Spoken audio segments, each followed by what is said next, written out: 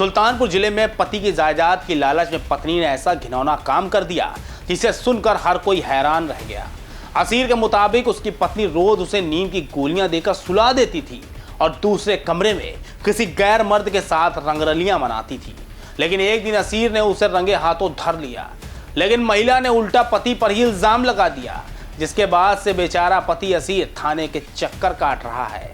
और अभी इस मामले में क्या सच्चाई है, ये जांच के बाद साफ हो पाएगा। नमस्कार, मैं हूं मोहम्मद आसिफ दुलार और आप देख रहे हैं न्यूज टाइम नेशन। यह मामला गोसाईगंज थाना क्षेत्र के सैफुल्लागंज गांव का है। इसी गांव में रहने वाले मोहम्मद असीर का निकाह 13 साल पहले नगर कोतवाली के नबीपुर की रहने वाली एक महिला से हुआ था। असीर के माता पिता का इंतकाल कई साल पहले हो चुका है। शादी के बाद सब कुछ ठीक ठाक ही चल रहा था, लेकिन इसी बीच असीर को कुछ ऐसा पता चला जिसे सुनकर आपके भी होश उड़ जाएंगे। असीर की माने तो उसकी पत्नी उसके खाने में नींद की गोलियां मिलाती थी, लिहाजा खाना खाते ही असीर गहरी नींद में सो जाता था। असीर के मुताबिक बीते 9 नवंबर की रात वो बिना खाना खाए ही सो गया। रात में अचानक उसकी नींद खुली तो पत्नी उसके पास नहीं थी, लिहाजा वो पत्नी को घर में तलाश करने लगा। इसी बीच घर के दूसरे कमरे का मंजर देख के उसके पैरों तले जमीन खिसक गई।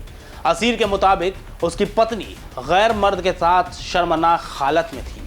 असीर ने तुरंत इसकी शिकायत अपने सास ससुर से की और उसे मायके भेज दिया। लेकिन इसके बाद असीर ने अपनी हिफाजत के लिए घर में चुपचाप सीसीटीवी लगवा दिया।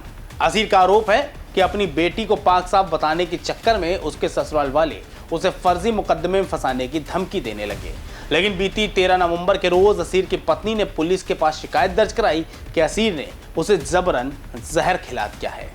इसके बाद आनन फानन में असीर की पत्नी को अस्पताल में भर्ती कराया गया और तहरीर के मुताबिक सभी आरोपियों के खिलाफ नामजद मुकदमा दर्ज कर लिया गया। मेरे ननद लोग, मेरे हस्बैंड और मेरे नंदोई लोग मिलकर मारे हैं और कल हमको जहर खिला दिया। 2-3 दिन पहले बहुत मारे थे और वो जहर लिए कहते हैं ये नहीं दिए वो नहीं दिए। अब कल तो हमको जहर पिला दिए। मेरी ननद सफीना बानो और मेरी नंदोई अंसार और गुड्डू और मेरे हस्बैंड मोहम्मद असीर और मेरी बड़ी ननद हसीना बानो।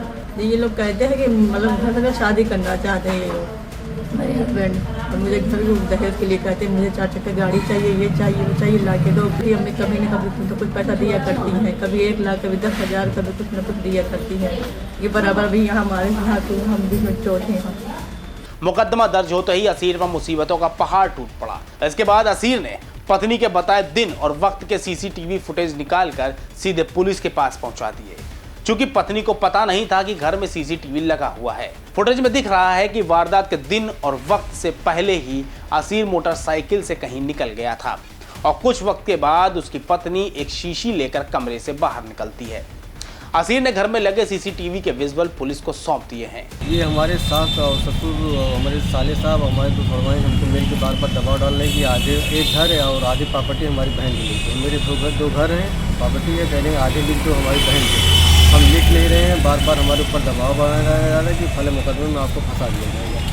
इसलिए कुछ मतूती मैंने हुई थी जिसमें से हम दरोगा साहब हमारी सास जो है तो वो लेके आई थी एप्लीकेशन थाने पर। तो दरोगा जी हमको बुलवाए तो थाने पर गए तो दरोगा जी ने कहा कि क्या मामला। हमने बताया कि सर मेरी औरत गलत निकल गई है, इसमें गलत नजर संबंध है किसी से, इसी मामले में हम नहीं रखना चाह रहे हैं। तो दरोगा जी ने हमसे शादी दिलवा दी है घर की।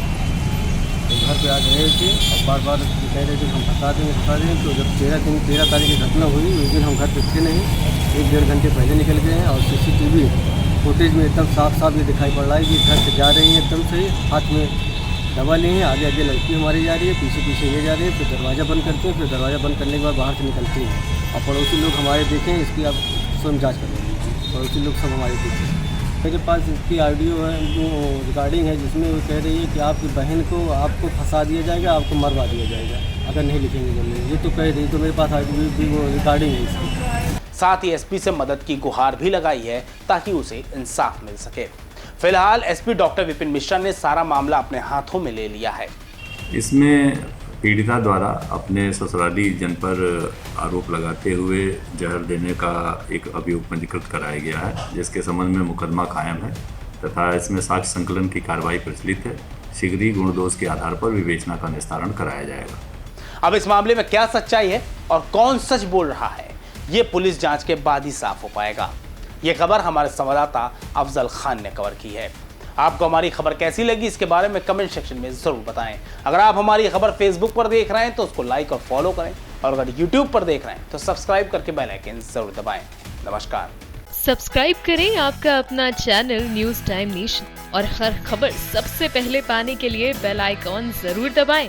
और हाँ, खबरें पसंद आ जाएं तो लाइक और शेयर करना ना भूलें।